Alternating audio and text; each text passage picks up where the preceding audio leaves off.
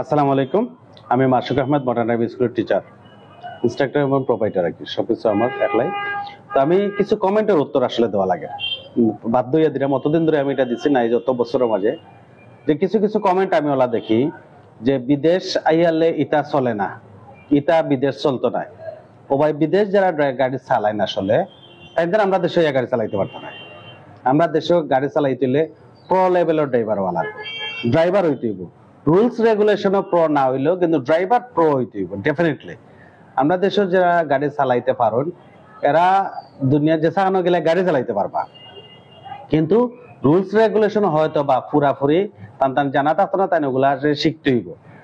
অন্যান্য দেশও যে বা যারা গাড়ি চালানো শিখাইন, তো যারা শিখেন এরা তো অবশ্যই বালা। তাই আমরা দেশ আইয়ালে বন্দর যদি 4 দিন তাদের গাড়ি চালাউকা, তো ডরাইয়া গাড়ি নাকি নামিয়া যাবাগি।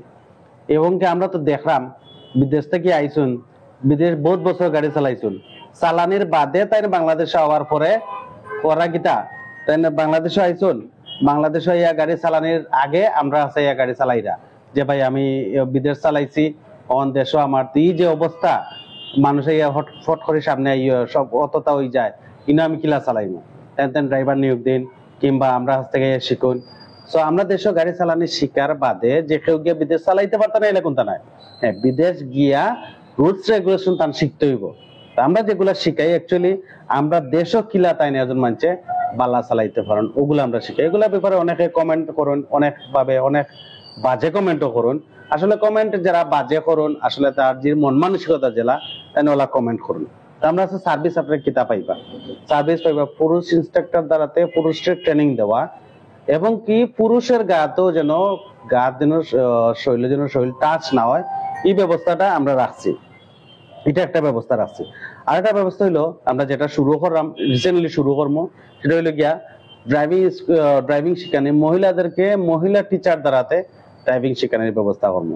এরপরে কর্ম আর যেটা আমরা করলাম অলরেডি আপনারা দেখুন যে সিলেটের মাঝে একমাত্র আমি যে প্রজেক্টরের দ্বারাতে আমি থিওরি ক্লাস করাই, গাড়ি সম্বন্ধে আমি যা জানি তা শিখাইবার চেষ্টা করি।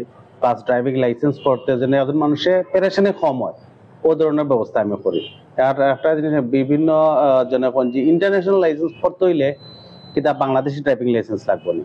অবশ্যই বাংলাদেশি ড্রাইভিং লাইসেন্স না করলে কেউ ইন্টারন্যাশনাল লাইসেন্স করতে পারত না। কেন না, বাংলাদেশি ড্রাইভিং লাইসেন্সের যে পরীক্ষা দিন, যে ফিঙ্গার দিন, ও পরীক্ষা ফিঙ্গারটা আপনার ইন্টারন্যাশনাল লাইসেন্সের বেলায় লাগে না। ওখানে বাংলাদেশি ড্রাইভিং লাইসেন্স করলে তারপরে ইন্টারন্যাশনাল লাইসেন্স করা যায়।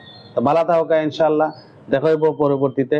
আজকের কথা অনেকে মনে কিছু নিবা না। আসলে আমি আপনারা অবগত করাইলাম যে বিদেশ গাড়ি চালাইতে পারলেও যে বাংলাদেশও চালাইতে পারবা ইলা আসলে কিছু নাই। কিন্তু বাংলাদেশি ড্রাইভারে গিয়া বিদেশে গাড়ি চালাইতে পারবা, রুলস রেগুলেশন শিখতে হইব।